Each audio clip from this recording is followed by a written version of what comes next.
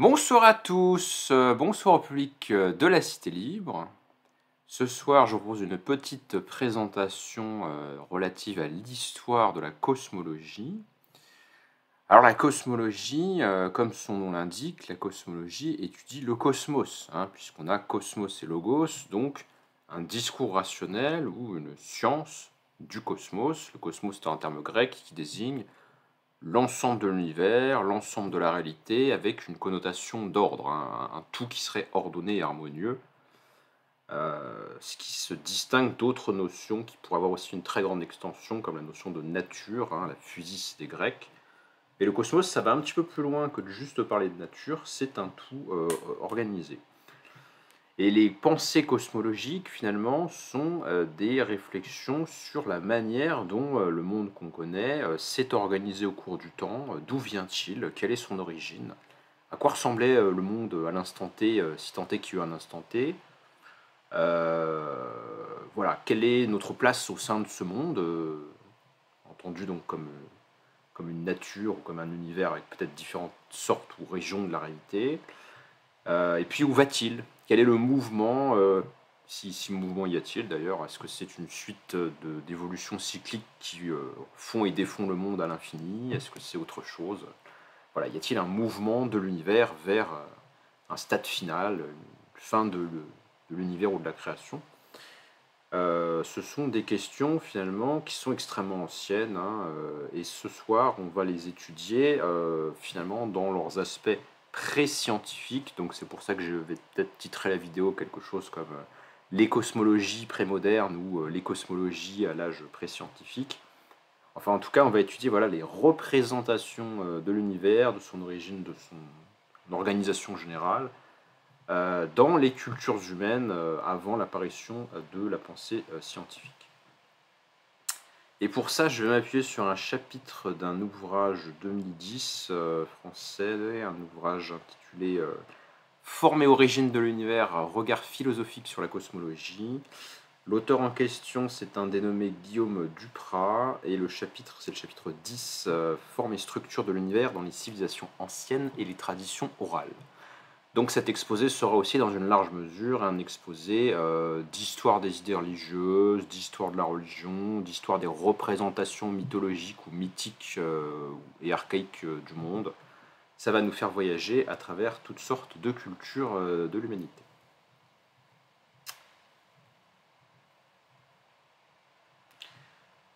Depuis quelques milliers d'années, sur tous les continents, dans toutes les cultures, ceux qui observent le ciel se posent les mêmes questions. L'univers a-t-il un début, une fin, une limite? Avant et à côté de la cosmologie moderne, ces réflexions ont donné lieu à de multiples visions de l'univers, mêlant observation concrète du ciel et sciences religieuses. Moi j'aurais mis des guillemets à sciences religieuses, mais enfin bon, on a compris, quoi.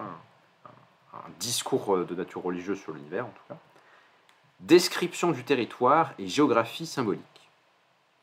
Comprendre les logiques spatiales de ces cosmologies méconnues est possible en sondant les différentes traditions des anciennes civilisations et des micro-sociétés. Cosmogonie. Alors cosmogonie, c'est spécifiquement comment l'univers s'est formé, je crois. Ça se distingue de la cosmologie qui étudie aussi d'autres aspects, donc son évolution et sa fin peut être possible. Et les discours cosmogoniques sont des discours d'origine des choses. Cosmogonie, épopée, textes funéraires et récits chamaniques. Ces traditions cosmologiques sont diverses et polymorphes, mais elles présentent des analogies. Donc ce qu'on va voir, c'est très intéressant, ça va être un essai de classification, un petit peu quelles sont les grandes familles de vision du monde cosmologique dans les temps pré-scientifiques et archaïques. Leur conception de l'espace procède très largement de l'existence de différentes catégories d'êtres. Les lieux sont hiérarchisés en fonction de leur nature. Ce sont des récits dont la structure est hétérogène, bricolant différents types de discours, religieux, mythologiques, politiques ou scientifiques. Alors pourquoi politique? Parce que ces mythes de la création ou ces mythes des origines ont souvent ils ont pour but d'expliquer qu'est-ce que c'est que le réel et qu'est-ce qu'on fait là-dedans, mais aussi pourquoi est-ce que certains sont les dirigeants de la société et pas d'autres. Enfin, ils ont aussi souvent des fonctions de justification de l'ordre social dans les cultures traditionnelles. Donc c'est souvent des bricolages de discours religieux, mythologiques, politiques ou scientifiques, amalgamant par conséquent plusieurs représentations de l'espace. À l'horizon de l'espace visible, des repères existent au ciel, sur Terre, et nous postulons qu'ils constituent les points nodaux à partir desquels les représentations se construisent. Autour de leur habitat, les hommes appréhendent un espace plus ou moins maîtrisé, un territoire de chasse ou de pêche, un réseau de routes, un empire, etc. Pour s'y déplacer et se le représenter, il apparaît nécessaire d'utiliser des repères. Sur Terre, la mer, les fleuves, les montagnes, les arbres, les rochers ou les grottes constituent de véritables bornes qui balisent l'espace. Comment finalement la cosmologie a des imbrications avec ce qu'on pourrait appeler les savoirs géographiques spontanés, qu'est-ce qui est à tel et tel endroit de l'espace. Au ciel, le soleil, la lune, les étoiles sont des corps célestes dont les intensités lumineuses et les mouvements attirent l'attention. Un certain plan horizontal, la course solaire, dessine un premier axe de référence. Symbole de lumière et de fertilité, l'astre est un modèle à suivre dans l'ordre cosmique. Sa course est régulière, il se lève chaque matin dans une direction et se couche dans la direction opposée, traçant au sol un axe est-ouest à partir duquel un système d'orientation se met en place. Et on voit que c'est très important pour la représentation que les humains se font du monde, cette course du soleil régulière dans le ciel, parce qu'elle constitue un élément de permanence et d'organisation dans un monde qui, même du point de vue des sociétés traditionnelles qui changent très très peu et qui ont un environnement qui est quand même relativement stable, voilà, elles savent quand même que les objets se consument, les forêts peuvent brûler, les humains peuvent se déplacer d'un endroit à un autre, donc finalement, nos repères dans le monde qui nous entoure, le monde quotidien, sont susceptibles de disparaître, les générations succèdent et les gens meurent, mais le soleil, lui, il est toujours là, il parcourt toujours le même cycle, et on comprend bien pourquoi, jusqu'à Aristote inclus et même au-delà, il y aura une division symbolique de l'espace, en tout cas chez Aristote c'est comme ça, dans d'autres cultures aussi certainement. Ce qui est en dessous de la Lune, ce sont les éléments impermanents et passagers, et ce qui est au-delà de la Lune, ce sont des éléments éternels et stables, comme les étoiles, les planètes et leur trajectoire. C'est assez facile de penser comme ça, parce qu'il y a une véritable différence d'échelle, et puis parce que, voilà, avant d'arriver à l'idée que c'est des choses qui ont une durée de vie limitée, les étoiles, voilà, c'est pas quelque chose qu'on observe empiriquement, en général. Bref. L'autre axe de référence se lit sur un plan vertical en fonction d'une bipolarité haut-bas. Donc il y a le haut et le bas, et puis il y a les points cardinaux dans l'espace. Ces pôles renvoient respectivement au ciel et à la terre, et sont pensés comme un couple qui peut parfois désigner l'idée du tout. Entre ces deux pôles, la Terre est souvent décrite comme une surface plane. Extraits symboliquement de leur environnement géographique, les repères terrestres et célestes sont utilisés en tant que métaphore dans une sorte de grammaire cosmologique élémentaire. Ils sont extrapolés.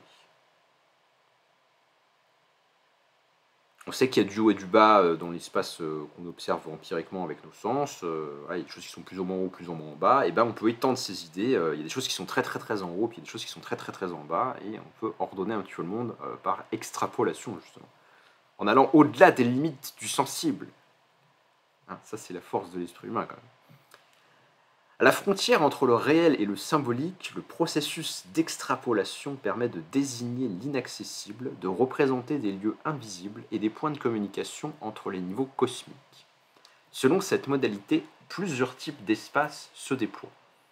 Et alors là, c'est très intéressant. Moi, je suis un grand fan des typologies parce que l'auteur du chapitre nous a fait un petit peu une typologie des représentations cosmologiques archaïques ou pré-scientifiques. Alors, grand 1, l'espace matriciel est illimité. Donc, première famille générale, si vous voulez, de type de cosmologie pré-scientifique. Si l'on remonte à la source de la chaîne causale mise en place dans l'ordre du discours cosmogonique, comment le monde s'est créé donc, quelle est la cause première, qu'est-ce qu'il y avait au début, on remarque parfois la mention d'un élément fondateur, souvent une mer illimitée ou un espace obscur. Alors, premier sous-cas, petit 1.1, la mer illimitée.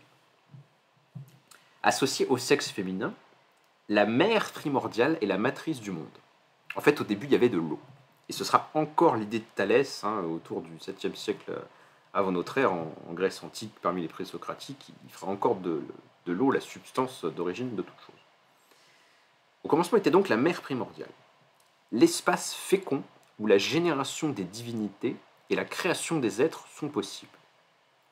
Sur un plan spatial, elle est le contenant du monde et une étendue sans fin. Donc en fait, tout vient de l'eau et tout est entouré d'eau. D'ailleurs, chez les Grecs anciens, le monde est entouré du fleuve océan, je crois. Enfin, il y a de l'eau au bord du monde, quoi. Sur les bords, il y a de l'eau. C'est de là que vient l'origine, finalement. Alors, quelques exemples de ces conceptions qui rapportent l'origine du monde à une mère primordiale qui s'est transformée et à partir de laquelle seraient apparus d'autres éléments que l'eau, finalement. En Égypte, dans la tradition d'Héliopolis de l'Ancien Empire, le dieu solaire Ré-Atum Khépri est mis au monde dans Noun, Noun qu'on traduit par la mère primordiale.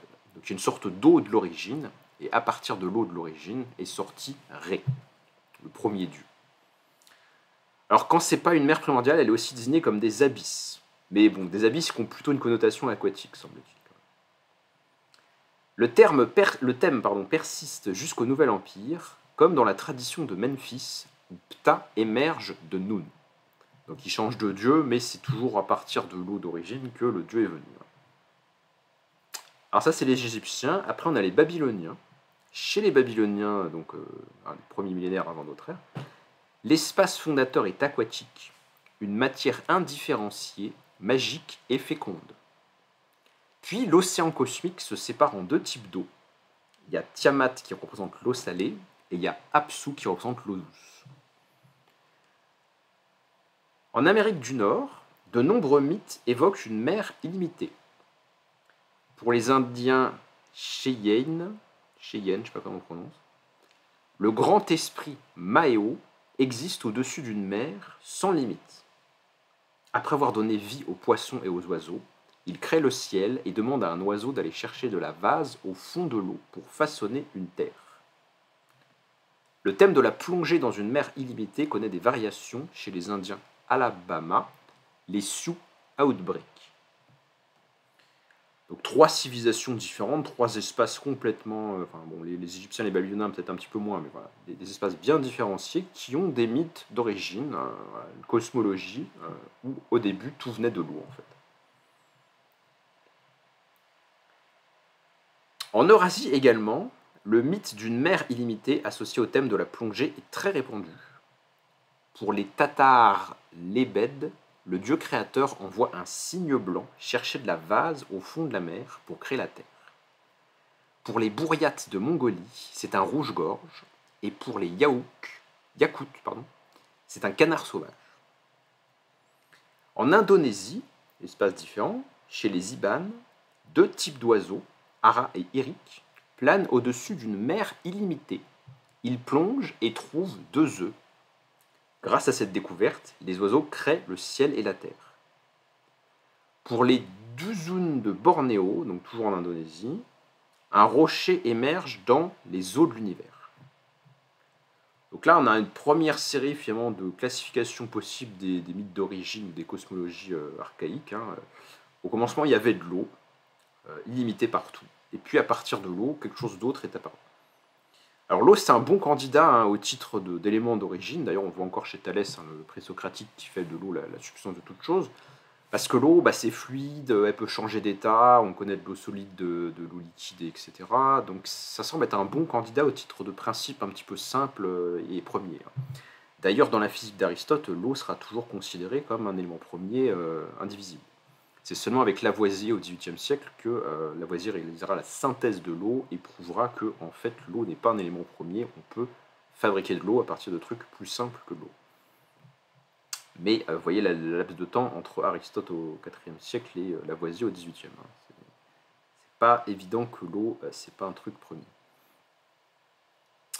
Alors, petit 1.2, variante dans ce modèle avec un espace illimité d'origine, l'espace obscur et magique.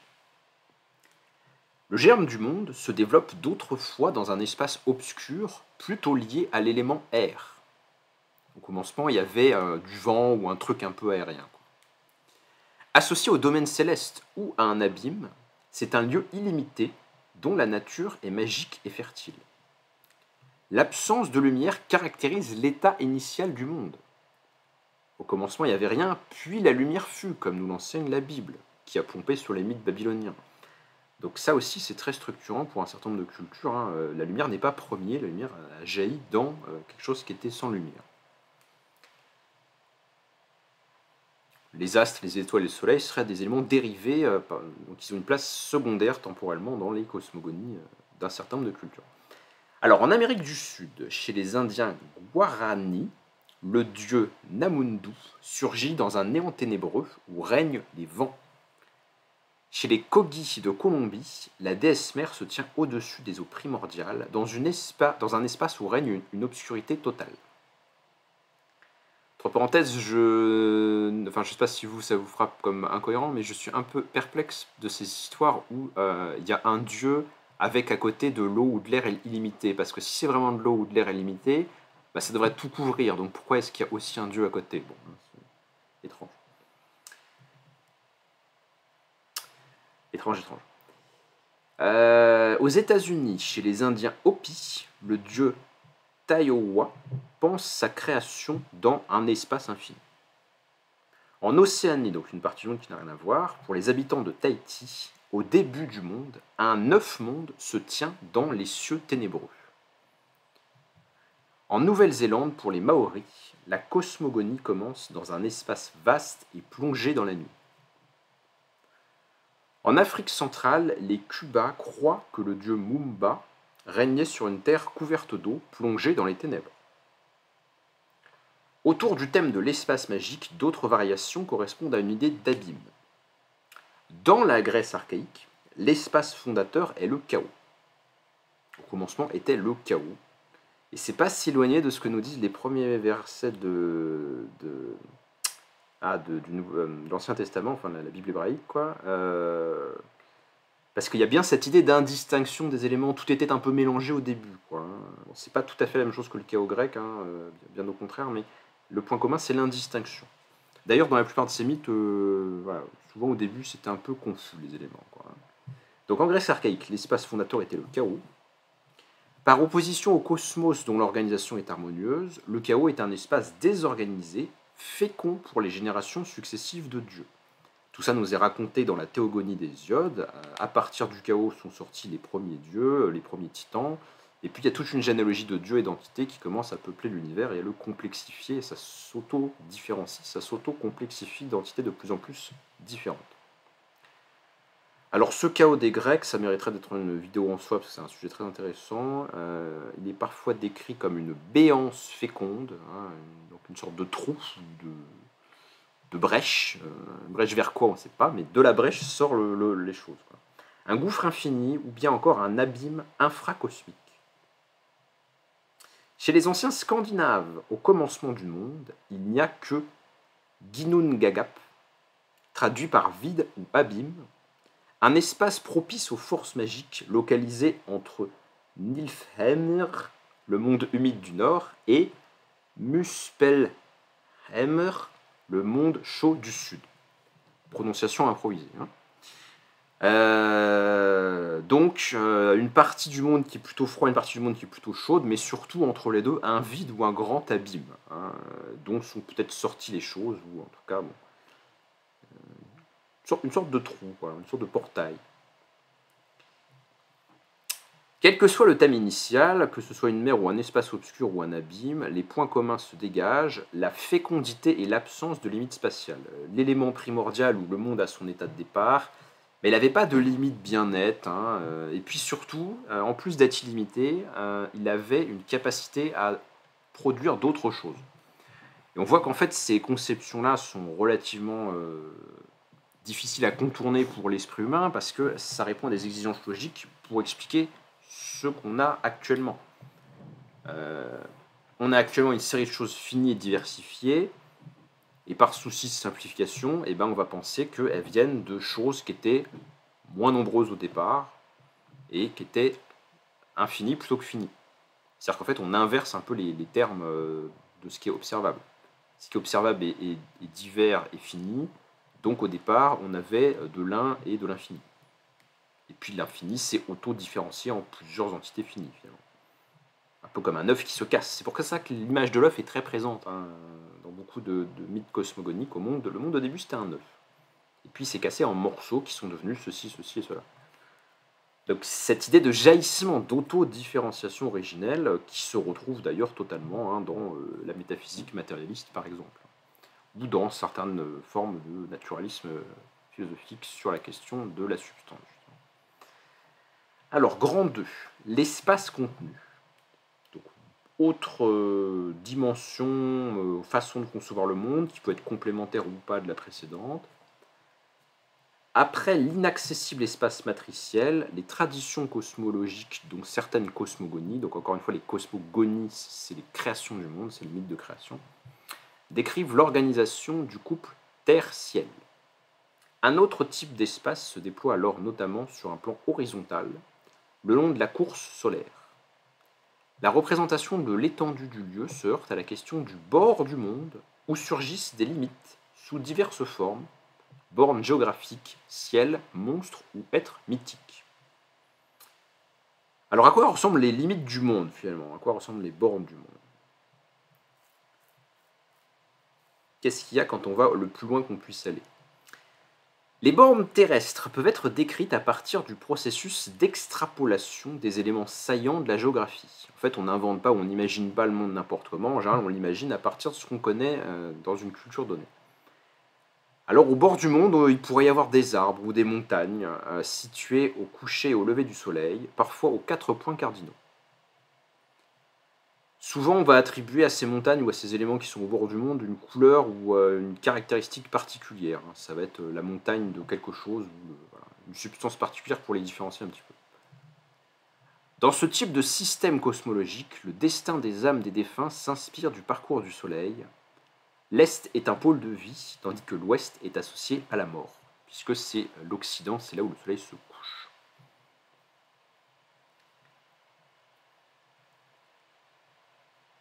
Dans la cosmologie égyptienne du Nouvel Empire, les limites Est et Ouest de la Terre sont marquées par les montagnes Manu et Bakou, ou par des sycomores, c'est des arbres.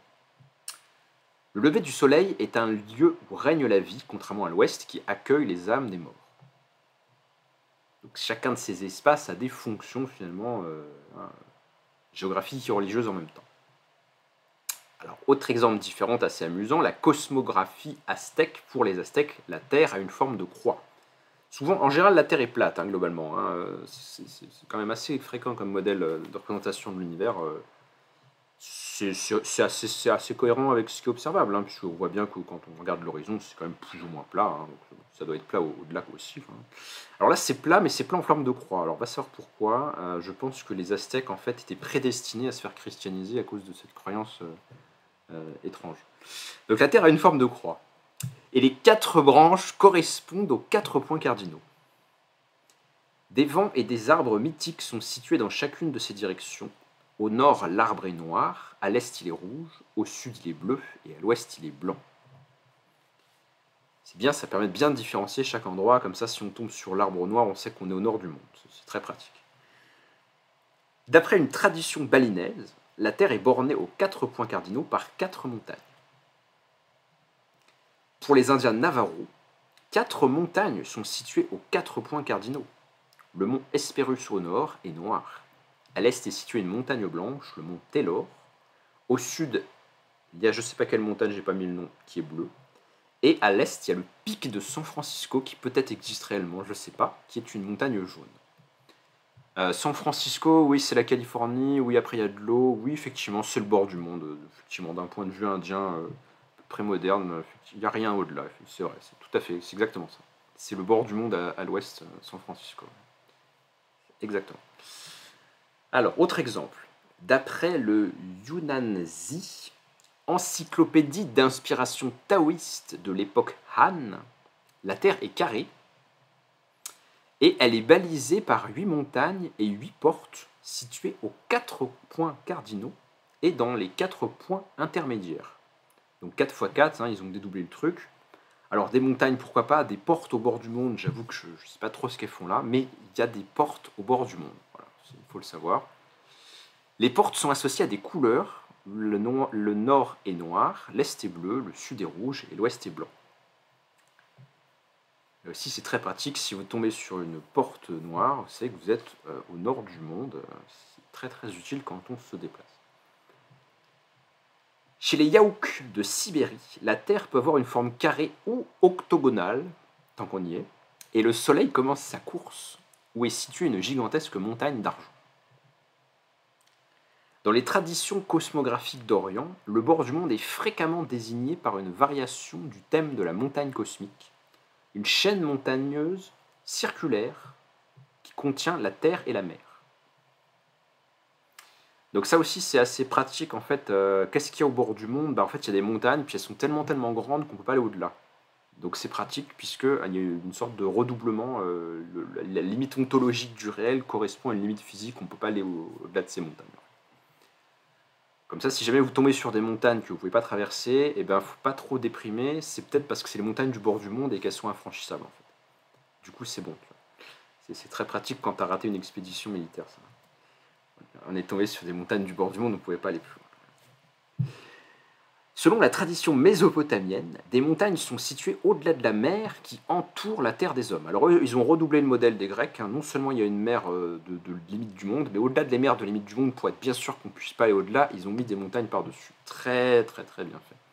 Ce sont les montagnes du bout du monde. Alors après les Mésopotamiens, un petit peu dans la même région, on a les Perses. Alors pour les Perses, le monde il est entouré par une mer circulaire et une chaîne montagneuse percée par 360 trous à l'est et à l'ouest. Donc si je comprends bien l'idée de chaîne montagneuse percée, ça veut dire que quand on navigue sur les mers du bord du monde, on tombe sur des montagnes qui bloquent le passage, mais pas partout. C'est-à-dire qu'à certains endroits, il y a des espèces de vous voyez, l'eau en fait elle tombe du monde par les trous entre les montagnes, quoi, aux limites. C'est très dangereux en fait. J'ai voyagé aux limites du monde des Perses. C'est très bizarre. Ouais. Alors, autre exemple. La cosmographie la plus diffusée dans le bouddhisme Mahayana décrit une chaîne montagneuse en argent tout autour de notre monde. Donc, je ne vais pas dire, mais on a quand même plusieurs récits cohérents entre eux qui nous décrivent les mêmes montagnes de limite du monde. Donc voilà, si on en croit nos sources, à cette époque-là, le monde était borné par des montagnes. Et oui. Dans la tradition cosmologique de l'échelle de Mahomet, donc c'est une branche de la mythologie musulmane si vous voulez, la Terre est encerclée par Kaf, une barrière montagneuse infranchissable. Alors je ne sais pas quel genre de musulman croyait à ça, parce que quand même quand tu vas jusqu'au Maroc et jusqu'à l'Andalous, tu tombes pas exactement sur des montagnes tout au bout, c'est plutôt de l'eau. Mais bon, pourquoi pas. Donc, eux ici, ils ont mis comme les Perses, ils ont mis des montagnes partout autour. Le thème de la barrière montagneuse se retrouve dans les cosmologies d'Eurasie, comme chez les Tatars, où le cercle montagneux est en fer. Donc ça, c'est les limites du monde dans l'horizon spatiale, si vous voulez. Alors, de deux, toujours dans les limitations du monde, il y a le cas des mondes clos. Alors, les mondes clos sont d'autres types de cosmologie qui consistent à finalement enfermer le monde, mais pas par un élément physique tangible qu'on aurait extrapolé comme de l'eau ou de la mer, mais plutôt par un autre élément. Alors, qu'est-ce qu'ils nous ont trouvé cette fois-ci? Oui, voilà, c'est le ciel, c'est ça. Ils ont mis de l'air, en fait. Donc, les mondes clos. La question des limites du monde se traduit aussi dans des conceptions du ciel, où ce dernier peut être perçu comme un dôme dont la voûte clôt l'espace. C'est-à-dire qu'en fait, quand on lève la tête et qu'on regarde le ciel, on voit bien qu'il y a une espèce de truc bleu qui bloque tout l'horizon. Et bien, si tu vas suffisamment loin horizontalement, c'est pareil. C'est-à-dire qu'en fait, tu tombes sur le ciel qui ferme le truc, en fait. Tu vois. Voilà. Le monde, il est sous cloche, en fait. Il est enfermé sous le ciel. Pour désigner la forme convexe ou sphérique et la rendre intelligible, des métaphores sphéroïdales ou couvrantes sont utilisées. Dans la tradition du Budachine des anciens Perses, le monde est contenu dans une sphère solide en métal. Dans les traditions hindoues, le monde est souvent contenu dans un œuf. Alors il y a pas mal, je vous ai déjà expliqué pourquoi l'œuf c'était très utile pour expliquer comment le monde s'est différencié à partir de quelque chose de plus simple au départ. Mais il y a souvent aussi l'idée qu'on est nous-mêmes un œuf et que cet œuf sera voué à se casser. Et parfois il y a des cycles infinis de recréation du monde à base d'œufs qui se cassent à la suite les uns des autres. Enfin, c'est une métaphore très, très utile, la métaphore de l'œuf. Dans les Shamhita, l'œuf a un diamètre de 500 millions de yojana. La tradition Savasiddhanta multiplie des œufs cosmiques pour arriver à un nombre de 224. Donc il y a très exactement 224 œufs cosmiques. Je ne sais pas s'ils existent en même temps ou s'ils se cassent à tour du rôle et que c'est un cycle du monde, mais voilà. C'est exactement ce nombre-là, ça a été trouvé de manière très très stricte par les prêtres locaux en fait. Chez les Indiens Kogi de Colombie, la Terre est située entre 4 plans célestes et 4 plans souterrains, et le tout est contenu dans un œuf. Pour les Dongons du Mali, les 14 plans de l'univers sont contenus dans l'œuf Amma. En Polynésie, pour les habitants de l'île Rarotonga, le monde est contenu dans une noix de coco. Et ils étaient à court d'eux, ceux-là, probablement. Mais la forme sphérique, ça marche encore à peu près, tu vois, ça marche aussi. Chez les Scandinaves, le ciel est fait avec le crâne du géant Ymir, sacrifié lors de la création du monde.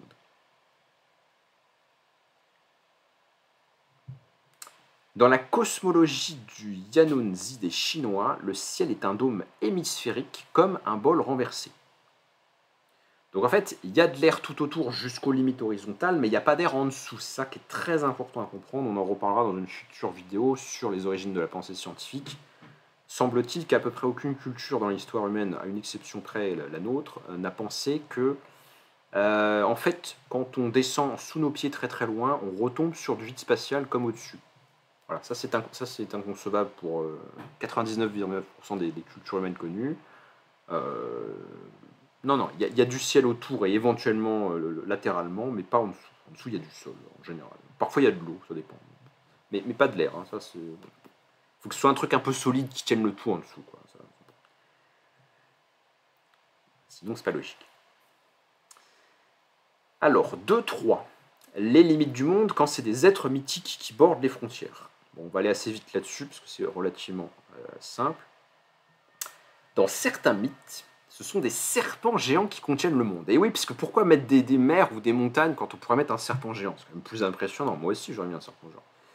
Alors, en se mordant la queue, le serpent forme une roue, l'Ouroboros, et dessine une figure géométrique élémentaire, le cercle. Ce symbole se comprend sur un plan spatial et temporel. Le serpent marque la limite du monde humain dans la géographie symbolique et renvoie aussi à une conception cyclique du temps. Alors oui, le serpent, c'est un animal qui a beaucoup été symbolisé, interprété, fantasmé. Ce serait le symbole de la vie éternelle. Il change de peau, donc il mue, il se transforme. Et il y a quelque chose qui évoque l'immortalité chez cet animal, semble-t-il. Donc voilà, il est aux limites du monde, notamment chez les anciens Scandinaves. Car chez les anciens Scandinaves d'Europe du Nord, le dieu Odin a lancé loin de la terre un bébé serpent qui grandissait à vue d'œil. C'est le serpent Jormungandr qui a continué de grandir dans l'océan circulaire au point que ses deux extrémités ont fait le tour et qu'il se mord la queue. Donc au bord du monde, il y a une mer, mais tant qu'à faire, c'est une mer dans laquelle il y a un serpent qui bloque le passage en quelque sorte et qui se mord la queue aux limites. Et ce n'est pas du tout spécifique aux anciens Scandinaves, c'est là que c'est intéressant, on voit des schémas un peu récurrents dans pas mal de cultures. Pour les Indiens Shipibo, la Terre est entourée par un anaconda géant. Chez les Dogons du Mali, le serpent qui entoure notre monde s'appelle Uguru-na. S'il vient à lâcher prise, notre monde se disloque. Il en est de même pour chacune des 13 autres terres situées au-dessus et en dessous de la terre des hommes. Donc eux, ils ont un modèle très très vertical, mais chez les Scandinaves, ça marche aussi. Il y a plusieurs mondes superposés par étage. Hein. En fait, chacun, dans les bords latéraux, ils sont limités par des serpents qui forment un peu le tour, pour que ça tienne, quoi. Alors, 3, on a bien exploré les dimensions de l'origine et les dimensions des bords ou des limites un petit peu, donc, comme je disais, latérales. Mais on peut aussi explorer la structure de l'univers en regardant les étages, hein, les différentes strates, en quelque sorte. Ça, c'est très répandu dans de nombreuses cultures. Donc, grand 3, les espaces étagés dans les mythes cosmogoniques. Dans les épopées, les textes funéraires ou les visions des chamans, les hommes et les esprits se déplacent dans différents plans qui communiquent entre eux. À partir du processus d'extrapolation des repères terrestres et célestes, les cosmologies traditionnelles désignent des points de contact entre les mondes. Les différentes catégories d'êtres peuvent alors circuler, communiquer dans ces espaces hiérarchisés selon leur nature. Ce type de vision de l'univers se déploie alors principalement sur un plan vertical, selon la polarité bas-haut, dévoilant de multiples niveaux comparés à des étages. Cette représentation de l'espace peut être autonome ou corrélative à l'espace matriciel et à l'espace contenu.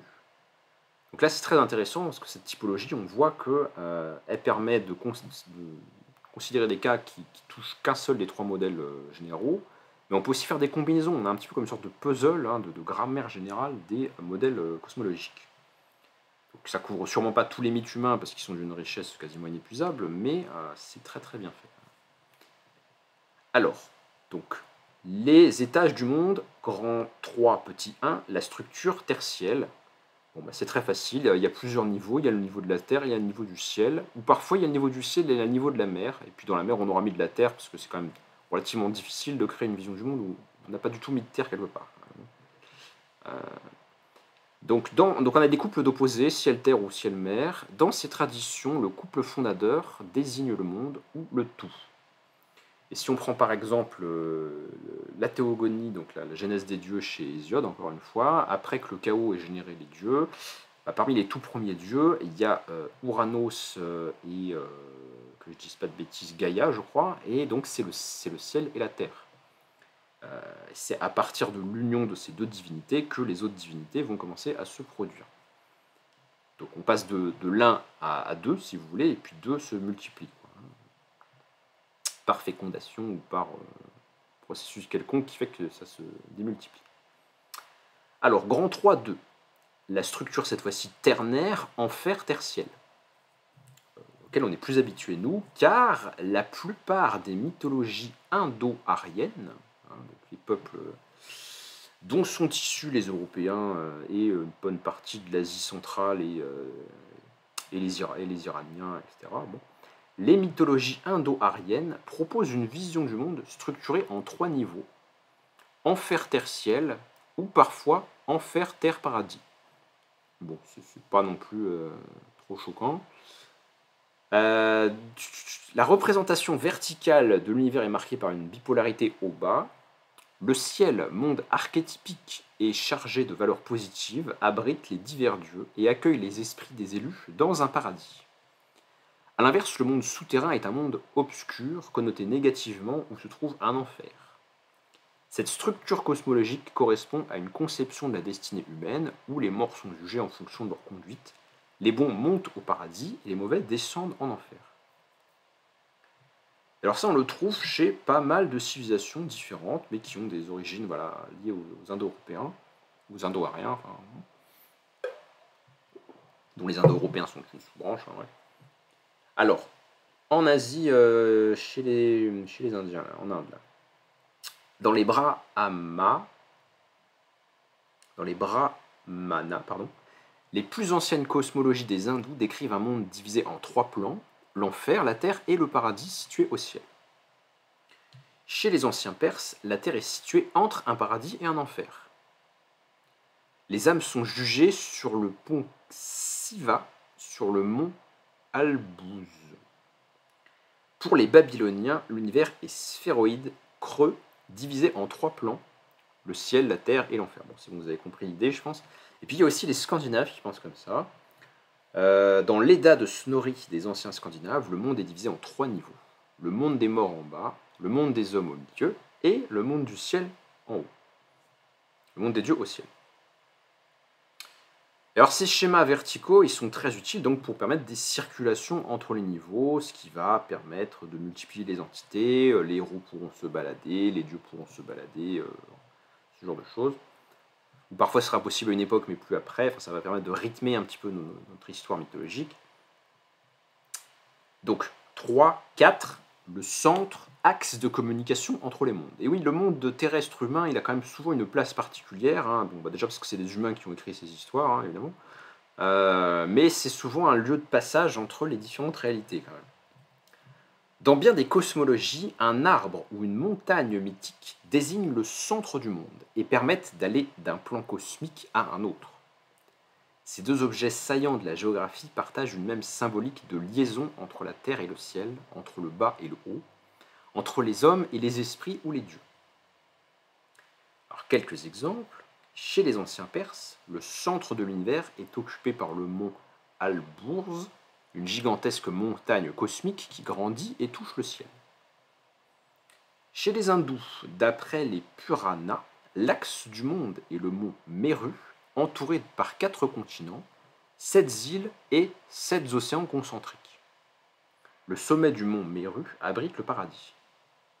Entre parenthèses, quand ils choisissent des montagnes de centre du monde qui correspondent à des lieux physiques réellement observables, ils ont tendance à les choisir dans des régions du monde qu'ils connaissent, hein, très, très étonnamment.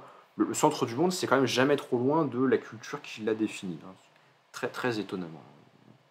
Voilà. Par exemple, chez les Grecs, le centre du monde, bah, c'est là où il y a la Pythie de Delphes, hein, il y a un trou dans le sol, et pile là, à cet endroit précis à Delphes, c'est le centre du monde. Ça tombe bien, c'est pas trop loin. Chez les bouddhistes du Mahayana, le centre de l'univers est aussi le mont Meru, entouré par 7 océans, 7 îles concentriques, puis 4 minuscules continents, dont celui des hommes. Son sommet est un paradis, le premier d'une longue série. Certains Mongols ont un système du monde centré sur la montagne géante Sumer, surmontée de l'arbre Zambou. Alors eux, ils ont combiné le modèle de l'arbre et le modèle de la montagne, hein. Pourquoi choisir quand on peut avoir et un arbre et une montagne au centre du monde, hein. C'est élégant. Les Indiens Yunikwin du Pérou croient que le monde est une colline géante dont le centre abrite la source de tous les fleuves et des villages habités par des entités bénéfiques. Dans la mythologie scandinave, d'après l'Edda de Snorri, l'arbre Yggdrasil, hein, bien connu des amateurs de certains jeux vidéo, l'arbre Yggdrasil est au milieu du monde des hommes. C'est le domaine privilégié des dieux et son arborescence relie différents mondes, monde des hommes, monde des as, monde des morts. Tout à fait. L'arbre qui relie les 9 mondes entre eux. Alors, dernier point, et puis après je ferai une conclusion, c'est la partie que je préfère, c'est les mondes portés par des êtres mythiques. Parce que on a certes bien vu que le monde s'est organisé voilà, à partir d'un élément originel qui s'est différencié, les limites du monde, le fait qu'il est contenu, ça tient à telle et telle sorte d'entité, mais parfois, plutôt que de poser tout en bas de l'air ou de l'eau ou juste du sol, on a mis des entités qui définissent finalement la limite inférieure de l'ensemble du cosmos. Certaines cosmologies ressemblent parfois à de curieux échafaudages où la Terre est maintenue en équilibre par des monstres ou des animaux. Tous ces édifices symboliques montrent la précarité du monde, qui ne sera peut-être pas le seul qui va exister, il pourra peut-être disparaître ou être recréé, hein, et la fragilité du genre humain qui est à la merci finalement de forces, hein, qui s'imposent à lui, qui font les tremblements de terre et les mystères des sous-sols, quoi. Alors, quelques exemples des êtres qui tiennent le monde, un peu comme Atlas qui tient le ciel chez les Grecs d'ailleurs. Chez les hindous, dans les Upanishads, 4 éléphants sont sous le mont Meru, aux 4 orients. Les pachydermes sont les montures des Lokapala, les 4 régents du monde. En Indonésie, à Bali, une tortue porte sur son dos 2 serpents lovés qui contiennent le monde souterrain. Pour les Minangkabau de l'île de Sumatra, la Terre est posée sur un buffle mythique qui est debout sur un œuf, lui-même posé sur un poisson géant baigné dans la mer primordiale. Pas mal ça, hein, quand même. Comment ça tient Les Kedang croient que l'univers est composé de 7 ciels et 5 terres plates superposées. Pourquoi est-ce qu'il y a plus de ciel que de terre entre chaque... Oui, si, non, c'est une de chaque aux limites, peut-être. Notre Terre est soutenue par un géant. Les séismes surviennent lorsqu'un oiseau le frôle et lui dit que sur la Terre, tous les hommes sont morts. Il secoue alors la Terre pour vérifier. Pourquoi est-ce qu'il le fait à chaque fois? Ça, c'est un vrai mystère, du coup. Selon la tradition musulmane de l'échelle de Mahomet, 7 cieux sont superposés au-dessus de 7 terres. Bah oui, voilà, cette fois-ci, ils ont bien relié le nombre de terres et le nombre de cieux. Je sais pas pourquoi les autres, ils n'en ont pas mis autant. C'est bizarre, ça. Bon, bref, 7 cieux sont superposés au-dessus de 7 terres empilées et posés sur les épaules de l'ange Arzaniel, qui s'appuie sur le dos du bœuf Béhamut, lui-même posé sur une pierre verte, en équilibre sur le dos d'un très grand poisson. Mais pourquoi? Pardon. Les Tatars ont plusieurs traditions similaires. La terre peut être supportée par un taureau, 4 taureaux bleus ou 3 poissons, selon les goûts de chacun. Dans cette dernière variation, un gardien tire le poisson du milieu par les branchies au gré des actions des hommes. Il peut alors provoquer des inondations et un déluge. Chez les Grecs, c'est Poséidon, le dieu des océans, qui provoque les tremblements de terre en général. En Amérique centrale, les Aztèques imaginaient un monstre cnotien appelé Tlalteculli dans la terre. Chaque matin, le monstre crache le soleil à l'est et le ravale chaque soir à l'ouest. Ça, c'est plus cohérent, sinon ça n'explique pas pourquoi le soleil disparaît pendant une période. Donc le monstre en question, il est lui-même posé sur le dos de Cipactli, un crocodile nageant dans une mer primordiale. Donc les Aztèques, c'est pas mal quand même, parce que non seulement la Terre, elle est en croix, mais en dessous, il y a un monstre qui lui-même est sur un crocodile, qui lui-même est sur l'eau primordiale qui est tout en dessous. Faut imaginer quand même, hein. C'est puissant, quoi. C'est très très puissant. Voilà, bah écoutez, voilà pour les principales informations un petit peu factuelles que j'ai trouvées dans ce chapitre. Moi, ça m'a beaucoup amusé. Et puis, si on devait un peu en tirer une conclusion philosophique avant de se quitter, je trouve ça fascinant ces mythes des origines parce que certes, ils répondent à un besoin essentiel de l'être humain qui est de se situer dans l'univers et d'essayer de répondre à des questions sur voilà, comment le monde s'est formé, quelle place y tient-il, etc. Ça nous montre l'imagination extraordinaire de toutes ces cultures. Et évidemment, la liste est loin d'être exhaustive, hein, c'est juste pour faire des schémas et des classifications générales. Ça nous montre l'imagination absolument incroyable de toutes les cultures qui ont voulu répondre à ces questions. Mais si j'essaie de en tirer un enseignement un petit peu à portée philosophique et morale, je dirais que ça nous montre aussi quand même la capacité absolument stupéfiante des humains à inventer des visions du monde, parce que les animaux, ils se passent quand même très bien de ces questions-là, et surtout des réponses de ce type-là, hein, donc les réponses, on va dire, mythiques, hein, qui ne sont pas fondées sur des observations ou sur des démarches rationnelles. Non seulement les humains, donc ils ont cette capacité de produire des représentations symboliques du monde extrêmement variées, même si là on les a un peu regroupées par catégorie, mais dans l'absolu elles sont extrêmement variées. Voilà, l'être humain est un être qui se raconte à lui-même des histoires, qui produit des images du monde, des structures symboliques, enfin, appelez ça comme vous voulez.